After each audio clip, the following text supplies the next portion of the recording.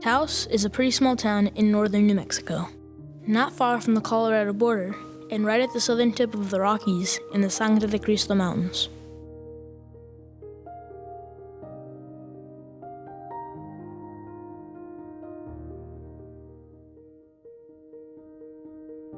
That's me.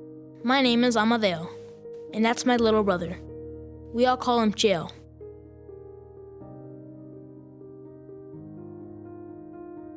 The old-timers say that there used to be a lot more water around here, but even then, there was never enough to waste.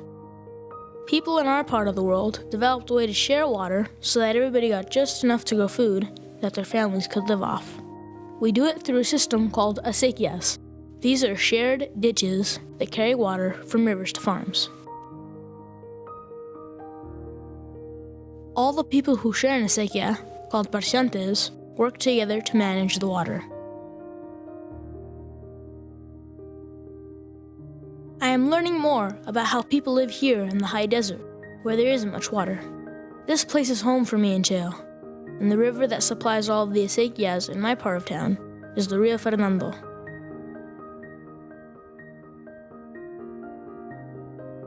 The Rio Fernando starts way up high in the La Jara wetlands by the town of Angel Fire. It snakes its way down through the mountains and into Taos. On its way through town, it fills the acequias, where it's divided between families based on how much land each of them owns. The water from this river irrigates our farms so we can grow food. The Rio Fernando feeds the wetlands at Baca Park, an area that was restored a couple of years ago. Wetlands are places where water covers the ground, like a shallow pond or a swamp. They are full of plants and wildlife, and super important to our watershed.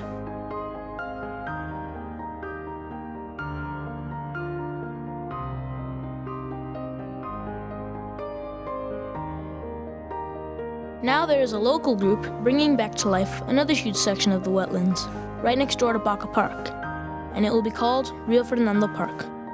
It will be used to teach people about healthy water management.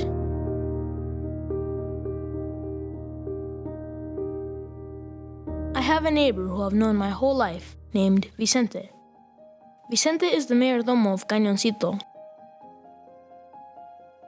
A mayordomo is the ditch boss chosen by his fellow parciantes to make sure that each family on the acequia gets their fair share of water. The acequia system is one of the oldest forms of government that can be traced back to the Middle East over 10,000 years ago. It was brought to Spain by the Moors, then brought here to the New World.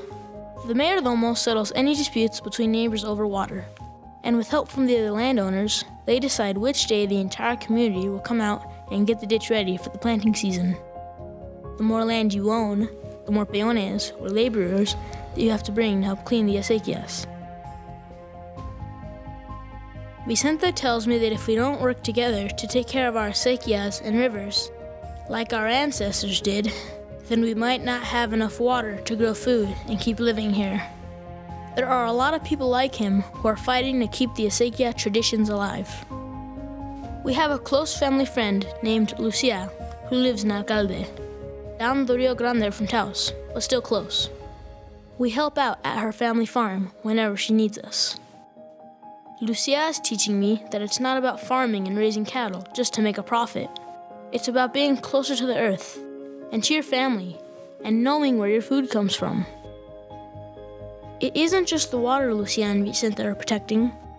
They're protecting a way of living and working together that has supported people on this land for hundreds of years. Living off the land is something we have been doing for centuries in Taos. And the natives, like our Tiwa Pueblo brothers, have been doing it a lot longer than that.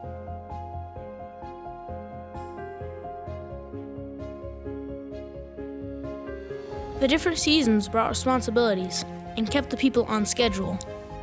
Acequia cleaning days, trading one crop or service for another, working together during harvest are all things that brought families and different communities together in good times and bad.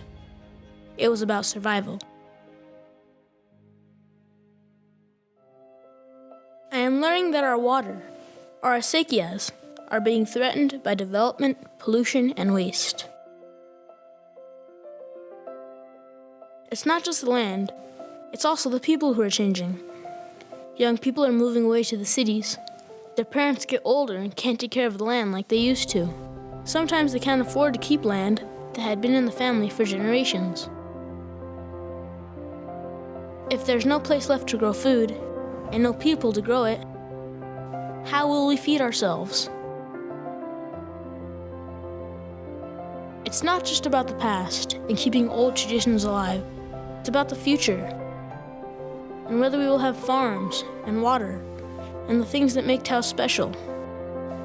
It seems like people from all over the world come to Taos for our food, our skiing, our art, our culture, and even our awesome sustainable earth ships.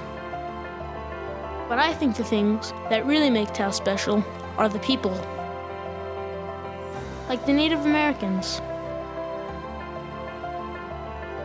the newcomers from all sorts of other places near and far, and the people like my family who came here centuries ago from Spain and lived here when this was still Mexico, all still working together to maintain the acequias and other traditions that keep this land healthy and livable for future generations.